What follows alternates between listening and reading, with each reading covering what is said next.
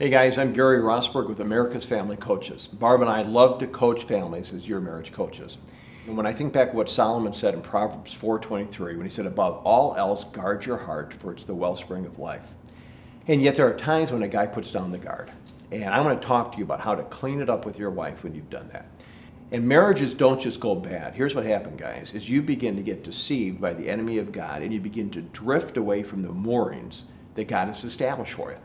And all of a sudden a gal comes into your radar and she's in the choir sitting in the next row, or there's a gal that you know takes lunch at a certain time at the office, or there's somebody that's at a high school reunion, and you begin to erode the protection and the guarding of your heart, and you find yourself beginning to anticipate seeing her. When she's not there, you're disappointed. And then you begin to reach out to her, and little by little the enemy of God starts to get a foothold with you, and next thing you know, your sin is taking you further than you want to go and keeping you longer than you want to stay. Now when you do that, you're going to miss intimacy with your wife. You're going to miss out on emotional intimacy, physical intimacy, and spiritual intimacy. And yet what God wants you to do is He wants you to clean it up with your wife. And here's how you do it. You go home and you pray, and you be very prudent and discerning about reaching out to other guys and how much information you give them. But you get some guys that love you enough that they're not impressed with you that will pray for you. Then you talk to your bride. And you tell your bride that there's something you need to bring forward, and that you're working it through with some other guys, and you don't want to get into all the specificity of it, but you want the intimacy that God desires for you on the other side of this confession. And then likely she's going to say, what is it? And what I would do is I would prayerfully share with her what is on your heart. Secondly, ask her to pray with you. Third, let her know that you're stepping into the restoration of this, and you're going to surround yourself with some godly guys to help you. And fourth, you do everything you can to avoid contact with that other woman. And then, guys, I guarantee you, because the Word tells us, that over the next months and years, you will begin to experience all that God desires for you in that emotional and physical and spiritual intimacy. But I'm going to tell you, Satan's got you when you hold on to the sin and it's not confessed. So confess it to your wife. And that's what I'm coaching you on today. Sweetheart, this is the last thing in the world I want to do today. I went to work and I was listening to a tape from some guy that talked about intimacy, and the emotional intimacy and the physical intimacy and the spiritual intimacy that God desires for us in marriage.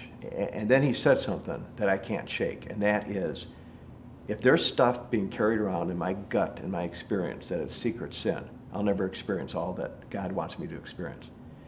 And so I need to say something to you. And I don't want to say it to you, because I feel like I've come up short with God. I'm going to disappoint you, I'm going to disappoint our kids, and disappoint the guys that love me enough to move close to me. But I need to say it because I want all of God's best on the other side of this. And so I need you to know that I've been tempted, and I opened my heart to this other gal at church, and nothing's happened sexually, but nothing has to happen sexually for me to be convicted that I allowed this to happen. And I want you to know I am sorry. And I've got some guys that are going to help me restore this thing. I've got some guys that love me, some guys that are going to encourage me, and we're going to fight this fight together.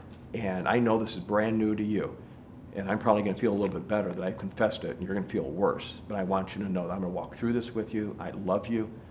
I'm sorry.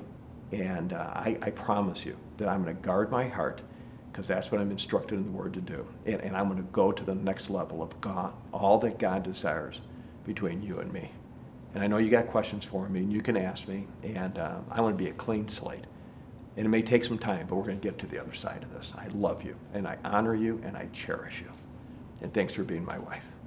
You guys, when you clean it up with your wife, it looks something like that. It's brutal. There's nothing easy about it. There's nothing cheap about it. And when Satan gets us off focus and we drift off, and he's got us, and you've been there and I've been there, and there are times we know doggone well that we have stepped outside of God's blessings for us. And yet what God wants to do is He wants to give us all that. But He can't give it when there's secret sin. And so what I just demonstrated is what it's like to begin that discussion. Realize you'll get it off your chest. Now she's going to carry it on hers. It's going to take weeks and months for the restoration. But the restoration is on the other side of this.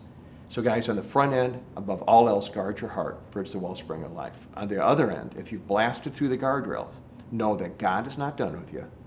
tell Satan to go back to hell where he belongs and reestablish the foundation. But it starts with a broken and contrite spirit. Guard your hearts.